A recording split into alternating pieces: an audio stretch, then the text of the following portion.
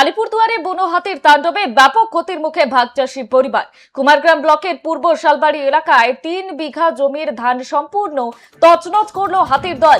Bank থেকে ঋণ নিয়ে চাষ করে এখন চরম সংকটে ক্ষতিগ্রস্ত কৃষক দম্পতি।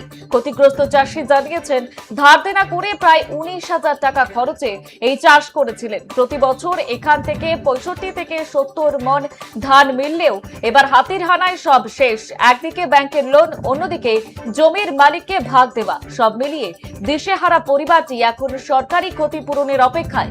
গ্রামবাসীদের অভিযোগ, বন দপ্তরে পর্যাপ্ত কর্মী না থাকায় এলাকায় প্রায়ই হাতির দল লোকালয়ে ঢুকে তাণ্ডব চালাচ্ছে। যদিও বন দপ্তরের দাবি, সীমিত পরিকাঠামো নিয়েই কর্মীরা সক্রিয়ভাবে টহল দিচ্ছেন এবং ক্ষতিগ্রস্ত চাষীকে ক্ষতিপূরণের জন্য আবেদন করতে বলা হয়েছে। তো এগুলো টাকা বন্ধনের টাকা তুলিয়ে এই আবারটা করা হয়েছে। আমার আদিয়ারি মাটি, আচ্ছা, তারপরে আমার এই আদিয়ারি ভাগ দেওয়া লাগবে। আচ্ছা, তারপরে সার ঠার মিলি সব খরচা, বিছন, সার, হাল কতগুলো জমি এখানে? 3 বিঘে পার আছে। আচ্ছা, তো ওই যে রাতের অন্ধকারে কি হাতি নষ্ট করলো? এটা টোটালটাই হাতিয়ে নষ্ট করছে।